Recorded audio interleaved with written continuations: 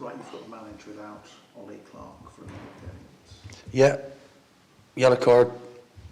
Thought it was a poor one myself. To be fair to Ollie, he normally gets under someone and he normally deserves a yellow, doesn't he? But that wasn't one. But there you go. It is what it is. That's 2 games. He's got a sore calf anyway, so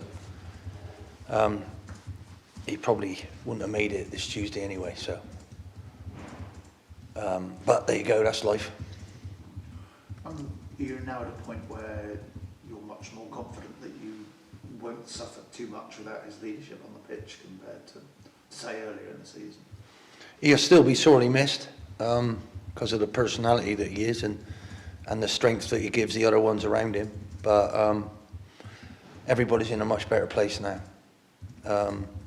Even Ryan had terrible pain he was playing with beforehand, so just taking those stitches out has relieved the situation. It's only the scar. That's why I left him out on Saturday, because I didn't want him to have to play any minutes on Saturday. And if he was sub, I'd have probably put him on in the last 5 or 10. So I'm glad I did that, and we still got the right result. He's fresh, he's ready to go. Tamisi came on and did well as well, so we're getting stronger in those areas, even though we're losing Ollie, because technically he's a midfield player, but he's good enough to play back there. We will miss him, but it's an opportunity for Ryan to come back in, and so I've still got experience. You're quite pleased by how your defence is doing as a unit, given the sort of frequent shuffles and personnel you've had to make? I'm more than quite pleased. I think the way they're going about their work, the unit work that Gav now does with them, you talked what I might have added or what's the change since I've been here.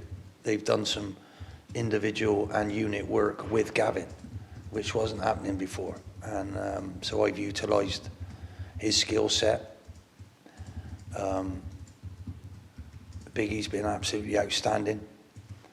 We talk about what we're going to do.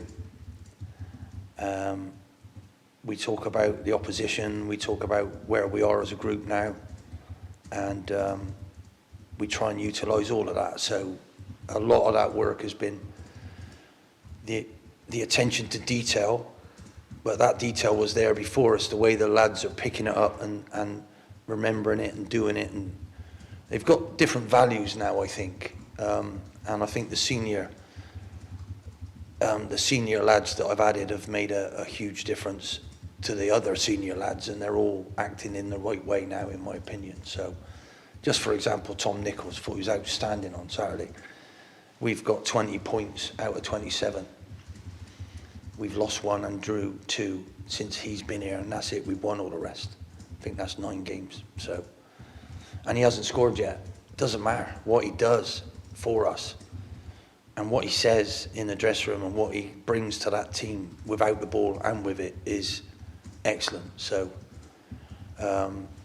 all of these things add up. It was a fantastic result, but all that matters is the very next one. And Ollie's statement a few weeks ago in the programme was so true. Each and every single game is much more important than the last one because of the bad start that we've had. And we put ourselves in that position, and he's totally and utterly right. So we cannot fail in any way. And a draw is a fail from now until the end of the season. So there you go. That's the nuts and bolts of it. But we're up for it. We're enjoying it. Feels an awful lot better than it did when we were losing. So let's see what we can do. Salford's next, then Doncaster, and let's just get through to that. This month is, if we were down the bottom still, it would be horrendous. This month would be horrendous, but I'm not looking at it that way. It's a joy to see how many points we've accumulated over the last few games, and the difference in the group makes me very proud. And how do you feel they're responding to that sort of pressure that they almost can't have a bad half now, let alone a bad game if you really want to achieve something? I think you saw it Saturday. We went in at half time and we came out stronger. We knew we had to deal with things, and I think Tishmanga's positioning for those two crosses from their left, our right. He's our left-sided attacker, and he's back where we asked him to be because of their strengths, and he cleared 2 total and utter goal-scoring opportunities. So that's what won us the game. And he also had a big hand in our winning goal. So what more could I ask? And I know if it wasn't him, that would be Danny Butterworth doing it. If it wasn't him, that would be Paul Glatzel doing it. If that wasn't him, that would be Joe Wesley doing it. I think how they've all grouped together, the different skill set that they've all added, is a credit to them for the work that they're doing and how selfless it is, which is exactly what should be happening in any football club, but you don't always get that. So I'm delighted with all of them, and I hope it continues. But in the brutal reality of people going up and staying up and getting into the playoffs and making a charge at it, we have put ourselves behind the black. If we're playing pool, we're snookered behind the black, and we know that. But I'm going to enjoy the fact of telling them this and seeing what they do about it. And I think the determination and the closing at the end of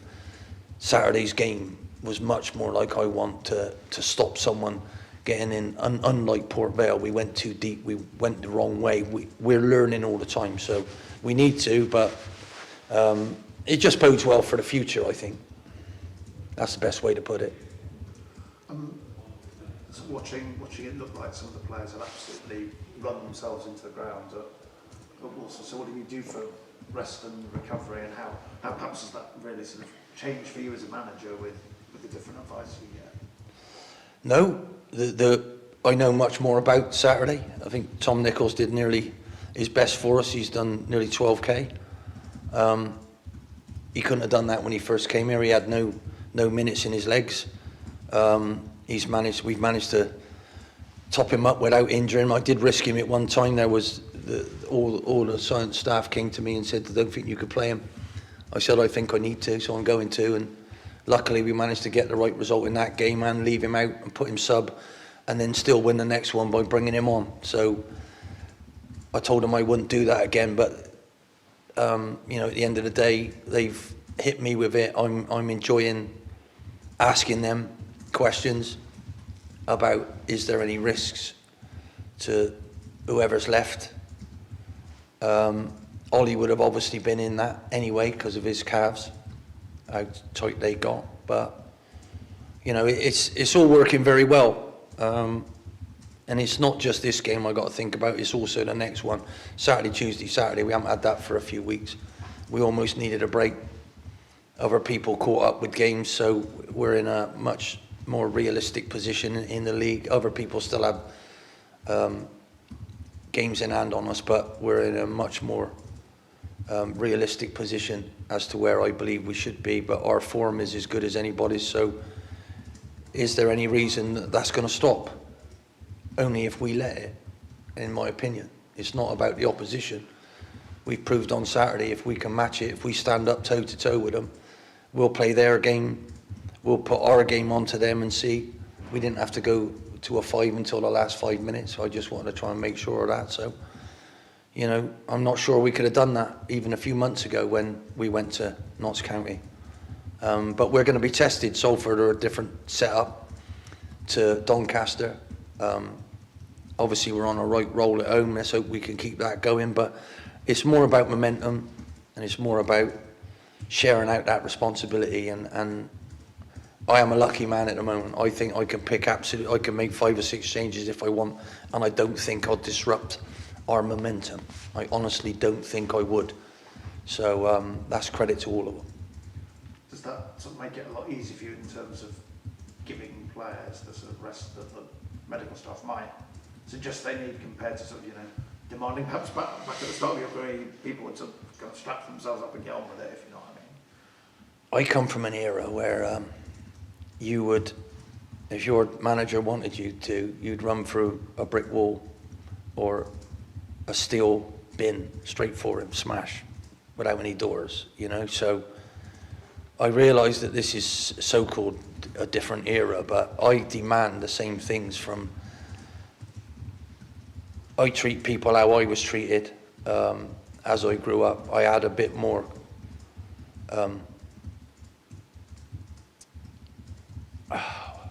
constructive encouragement rather than total criticism. How I used to get it delivered sometimes by managers and other coaches, and particularly my dad. So I try and be much more encouraging than that, but I am demanding. So where we're improving is on the grass out there, and that's the truth. Everything we do out there is now at a level that I'm more than happy with, and that's down to the lads driving that themselves, not us coaches. It's all about them realising that this is what you need to do, and some of the things that are being said now, even at half time, is exactly what I want to hear, because you need to realise where the space is. You need to understand what you're doing and what your team shape is. And our lads are, Harry's telling them where he wants it now. He's talking about, you realise how much that's on, we could do that, I could do that. And so this is what life is all about. You understand your structure, and that's why I was so impressed with us on Saturday, because Walsall are the best in the league at knowing their structure, knowing why they're doing it, and consistently doing it. And it's so difficult to stop. That's what impressed me the most. And if you'd have told me that, you know, I needed every one of my players to step up. I needed Connor to take that one and push somebody out the way and make sure he got hold of that one. I needed him to hold that one that came into him. I needed Miguel to go and win those headers in that last bit of the game like he did. And, you know, at the end of the day, we've got a clean sheet away at the league leaders. And how many people have done that? So it is coming, but as I say, it's all about gelling and me understanding what this new era is about, understanding the staff that I've now got, how I can utilise them, and they share the workload. But I still have to make those ultimate, no, I'm doing that. And as long as I do that fairly, and as long as I tell the players why I'm doing that, and they keep accepting it in the way that they are, then I don't see anything stopping. I think we'll get stronger. So I'm really looking forward to the next game. I think it's absolutely vital, and what we do, we put that one behind us and get on to the next one. So good news is we're only losing one player from that. Bad news is I've still got to scratch my head and think, who do I want to play? Who am I going to start with? Who's going to start and who's going to finish? Because we need to finish strong no matter what. You look at Tranmere, we need to finish strong. You look at the scores on Saturday. Salford were winning. I've watched their game. They were winning. All of a sudden, bop, bop, before you know it, they've lost. So, and anybody can beat anybody in this division. Absolutely. This ain't Liverpool coming to your ground, is it? You know, this is anybody can beat anybody, and we need to try and be consistent. And touch wood, the lads are doing brilliantly at that. That's a quick word on Salford. What you make of them and Rosell Longino coming back, isn't it? Yeah, we weren't in a position to say that you can't play against us, and I don't want to do that to the boy anyway. He's a wonderful lad. I do miss his smile. I think he was a wonderful person. He had some injury problems before we signed him. I hope they're all behind him now, and you know, he's a genuinely really nice person. I hope he don't play well. I didn't really want to let anybody else go, but I had to try and change something, and that was, I had him for next year, but they offered him an extra year on top of that. So what could I do? You could argue, you know, but I wanted to make some other changes. So I wished him all the very best. Jeff King was the same when he left. Wonderful fella, wonderful lad. I had to be honest and say I didn't see him playing. So off he went. And, you know, at the end of the day, it's all about Swindon, really. So it'll be nice to see him. Do miss him as a person, but good luck to him. I hope he does well, but not on Tuesday. Thank you very much. You're getting George Cox closer to fitness. Is he kind of more for the weekend, or could he be involved tomorrow? That's a good question. And we just had a meeting and no one mentions George. So, sorry, George, but he did slip my mind. I don't think he's ready for Tuesday. And we'll be lucky if he's ready for Saturday. Right? But the good news is he came through last week without any problem. And we now got to see what he's like with contact. Because his injury was horrible. Absolutely horrible. It looked like he'd been in a car crash, his ankle. It was I can't believe he even tried to play on with it. But that's twice he's done that. Once it was so bad we thought it was a broken foot, and we were told it was a broken foot. And then he goes and does this to the other one. I'm going to change his name to Bobby Bruise, because I've never seen anything quite like it in my whole time as a football manager. You know, my daughter once twisted her ankle, fell off her horse and twisted her ankle. That was horrific. Well, George's was worse than that, so he's done well to even get back into it. But as I say, when you're injured and someone takes your place, you might not get your place back. That's what being a good club's all about. So the good thing is he's smiling, he wants us to do well. So if he was sulking, if it was all about him, I'd have to slap him. But he's done very well, and it'll be great to leave out some senior players. It really will. That means we're really rocking and rolling then. Isn't it funny how when you do win some games, everything starts to, everybody's woo, you know. But you can't hold back enthusiasm. George has got loads of it. He's got some important points for us, and it'll be nice to have him back on the grass, pushing everybody else. And that's competition for places is absolutely vital in a good club. And that's what we want to become. Can we talk now about the position you came from, being the staff, from even thinking about the purposes the team was probably about 2 months ago? Did you mention something that's not allowed to be mentioned?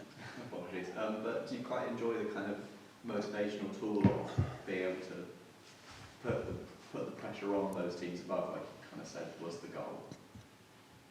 Let's put it this way. The pressure was on us. When we lost at home to Morecambe, when we got smashed at Colchester, that was it. We've been to the rock bottom. This group has been lower than low. And any day you come in and it's a bit better than that, it's a joy. So what we're doing now, creating what we're doing now, and what people are saying about us, the phone calls I'm having, the text messages. I forgot some friends that I've even had who are now texting me, you know. It's like, wow, hang on a minute.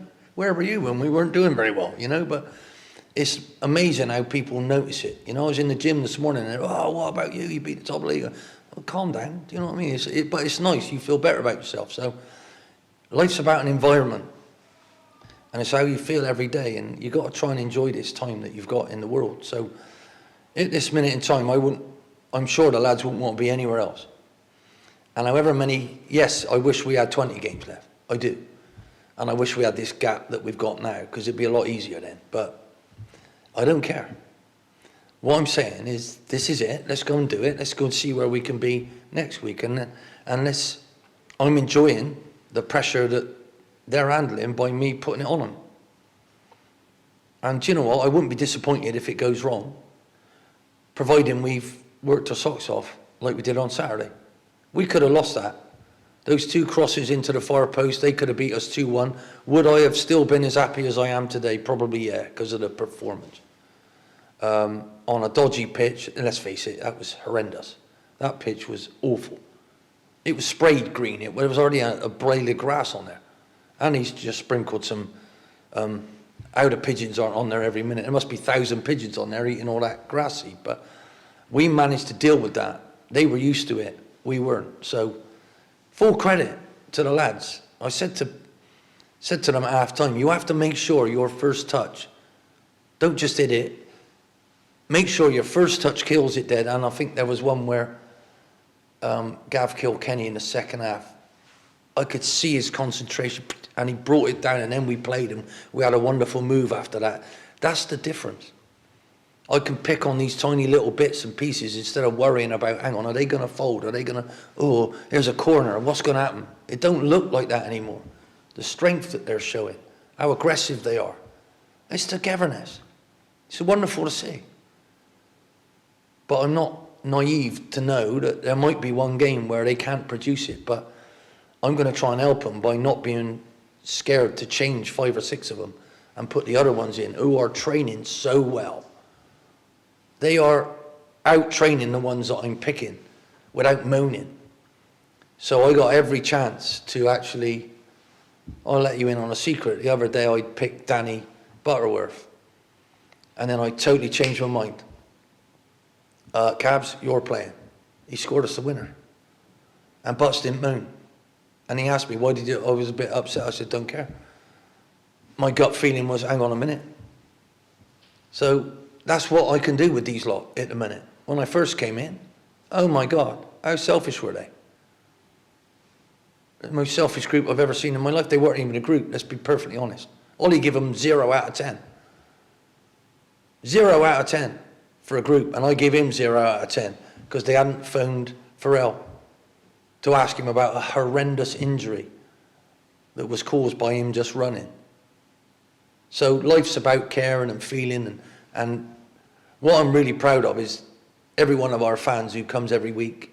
You don't have to go away, you come every week, you can sense it on the way coming in, you can sense it on the way out, how the lads are with you, and you deserve that. The lads are starting to deserve it with their work rate, so let's be part of it, let's enjoy that, let's embrace it, let's see where we can go. And for me, the sky's the limit with this football club.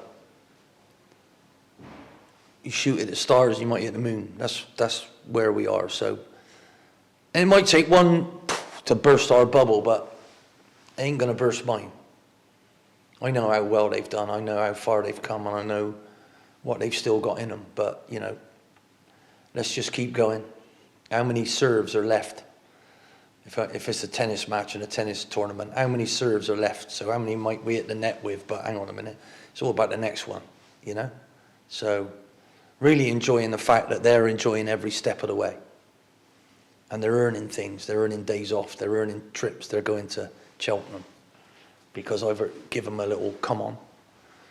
Right? So they've earned that right. So if any of our fans see any of them there on a day they should have been training, I've let them do that because they've earned it. And it's amazing what a footballer will do when he can earn a day off. I know it sounds terrible. But as long as they play for that badge in the way that they are, as long as they fight for each other and they look after each other and they protect each other out there, it's amazing what that can bring and add when you really truly care about your teammate. That's what the biggest difference is, I think, in all of them. So well done. Thank you very